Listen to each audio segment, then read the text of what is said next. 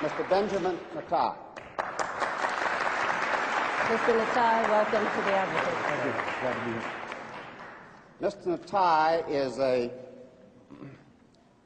graduate of MIT. He is an Israeli, and he is a man who has written widely on this question before the House tonight.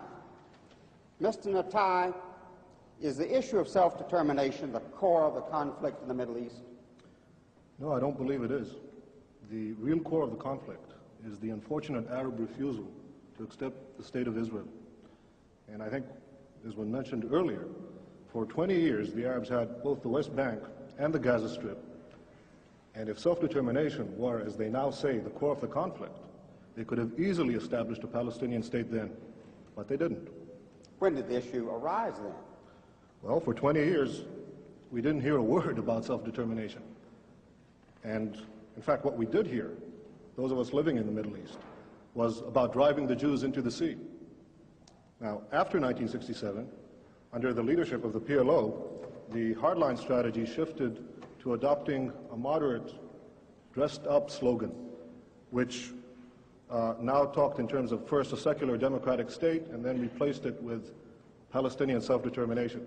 But what this really means, contrary to what Mr. Aruri said, about 1977 being a changed year in the PLO's objectives, let me quote you what the PLO Information Office said in a Dutch paper in 1977, in May 5th. 77?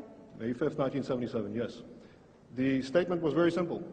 Our objective remains the destruction of the Zionist state of Israel. So let's keep in mind that what we're talking about here is not the attempt to build a state, but to destroy one. Do the Palestinians have a right to a separate state? Well, Mr. Ajami has been talking about human rights. well, I think that no, I don't think they do, but I think that it's quite instructive that the Palestinians who are invoking the right of self-determination, which is an attribute for separate nations, themselves are the ones who define themselves as part of the Arab nation. Now, no one is denying that there are Palestinian Arabs. There's a very distinguished Palestinian Arab sitting right next to me. But the Palestinians themselves, in the Palestinian National Covenant, the very first article, say that the people of Palestine, quote, are part of the Arab nation. Well, let's look at the Arab nation. It has 21 states, an area roughly the size of the United States, and 1/6 of the entire world's wealth. Now, add to that the fact that there already exists a Palestinian state, and that is Jordan, 60% of whose population is Palestinian. I think it's quite interesting that Yasser Arafat and King Hussein, who are bitter enemies, agree on one thing, that Jordan is a Palestinian state. So what we're talking about is a demand for a 22nd Arab state and a second Palestinian state. What should be done with the Palestinians on the West Bank? There's a problem, so what should be done about it, in your opinion?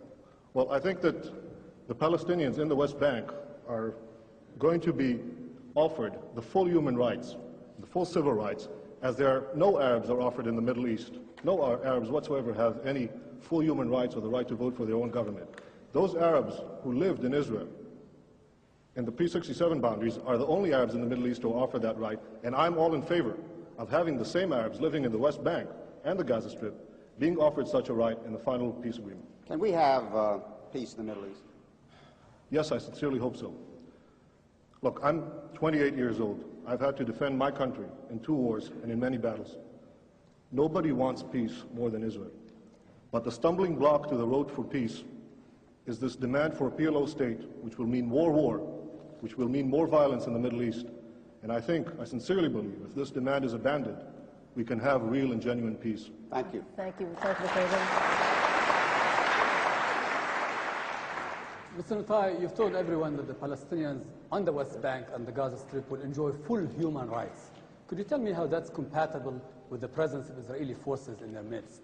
Well, the Arabs living now under the Arabs who lived in Israel, 400,000 of them, 400,000, between 1948 and 67, as I said earlier, certainly enjoy full human rights. And as I I'm said, not they're the talking only about ones. the Arabs in Israel. I'm talking about the Arabs on the West Bank and the Gaza Strip. If you let me, I'll answer your question, Mr. Ajami, please.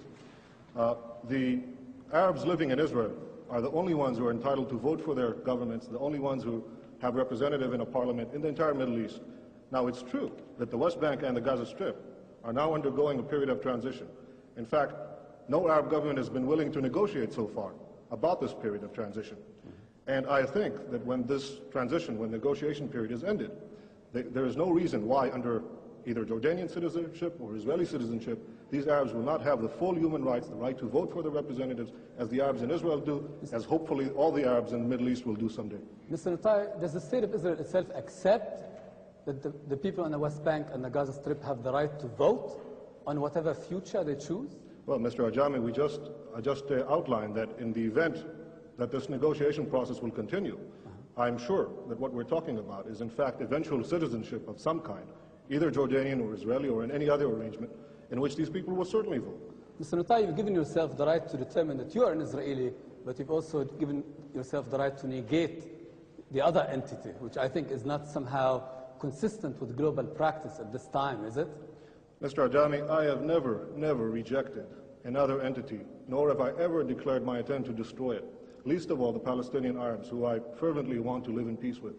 All I'm saying is that it is the Palestinian Arabs themselves, their leaders, Arafat, Muhsin, who Morris Abrams quoted earlier, Farouk Kadumi, the number 2 man in the PLO, these are the ones who say they are part of the Arab nation. These are the ones who say they already have a Palestinian state. There is no right to establish a second one on my doorstep, which will threaten my existence. There is no right whatsoever. Okay, Mr. Natai,